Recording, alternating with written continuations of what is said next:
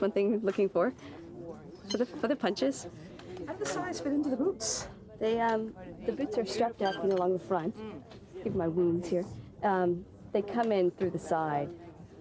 See the finely weaved leather bit right here, as you can see. One man spends hours weaving all this leather together. They go there and then you just have an opportunity to pull them right back out. Yep. I think it's strong if you say, today I'm not an assassin. Inferring that tomorrow I will be. So do I need to make that strong? Well, today I may not be.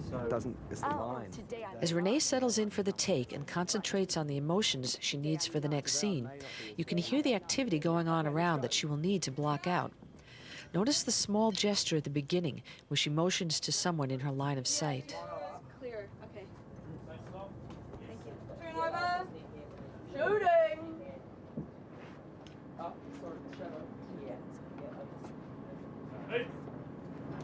C7 take 2, marking A&B cameras, common. Mark.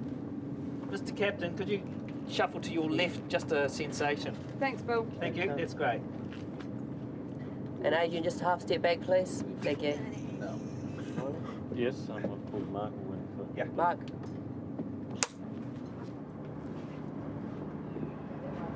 Set.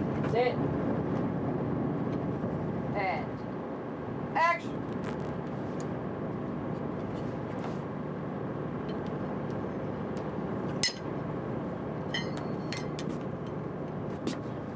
Why were you in Mogador?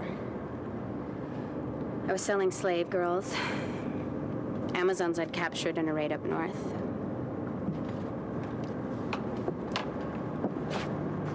Calm way your daughter talks about her past. She knows what I know. There's nothing you can do to change the past. You can only work to make the future better.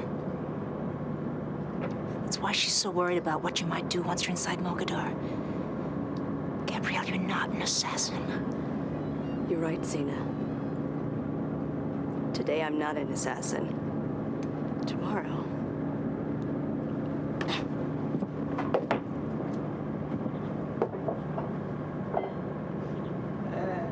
Cut! Thank you. There's a baby on there. Just as Xena moves to descend the stairs, Muhammad on action. Oh, I see. Otherwise, we have to turn around and go. Exactly, so we do that and that. One of the things the fans are always asking about is the costume, and they're all out there making their own. So we thought we'd give them a close-up view of it. Can you point out various parts? These are my big old boots, which have got, you know, Nikes on the inside. And though the new costume designer would love to change them and make them look sleeker and make them look better, these are the most functional for what we need to do for fighting. In the 5th season I had those black boots, and they were, they might have looked good, but they were just awful to work in. I couldn't run, but being pregnant I didn't run very much. So, big old knee pads, again, very functional. I'd love to make them sleeker, and they may well streamline those this season, but I sure like them for comfort. This didn't have an underskirt originally, and it was the bodice was all in one piece, and they've remade that to make it into two, so it didn't wrinkle up so much with all the, hip kicks, and so that it moves. The skirt and the bodice move independently of each other, and it's just not so much wrinkling and bagging. And it's my breastplate, and it lifts and separates. Carved by a wonderful Maori artist, Inia, and he did the design. And it all means something. All this is Maori design, and it's to do with wahine, which is women and empowerment. And he designed this fabulous piece of art.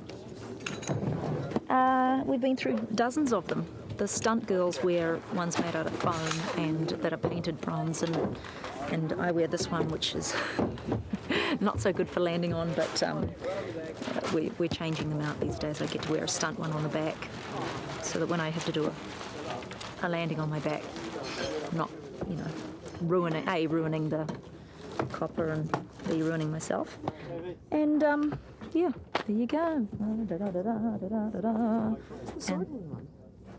it's on your back. Right. Yeah. It's clipped on.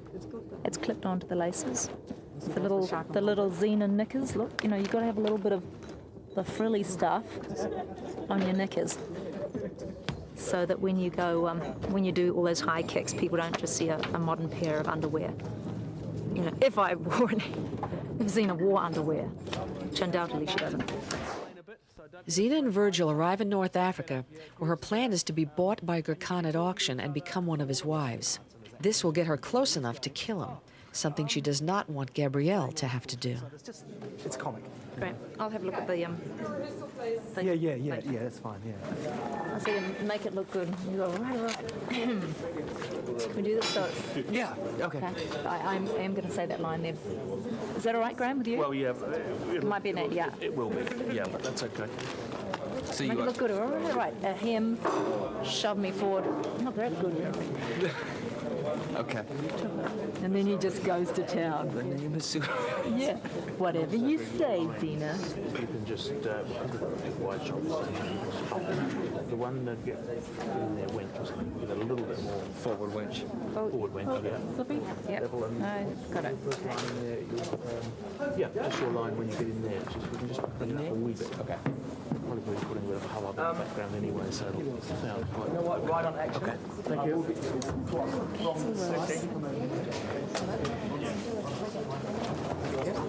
Nice to meet you too. Start here, and as soon as we go, not backwards, and then as soon as you hear action, just walk straight through. So, wait. Okay, yeah, that's fine.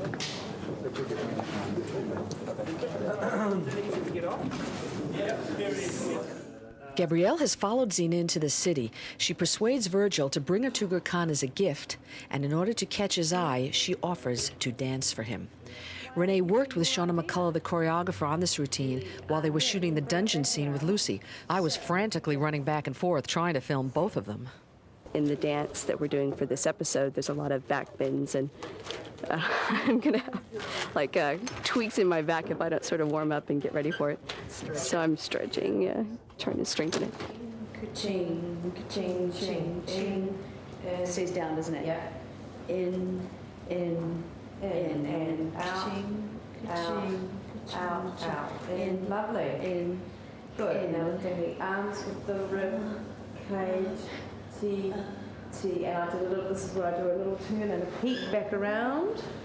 Little, yeah, that's nice. Peek there, and then whip back around to go here, dropping it. And now here you get ready to do the flip over the back. Yeah, so you want to actually, when I bring it around this way, in your right hand.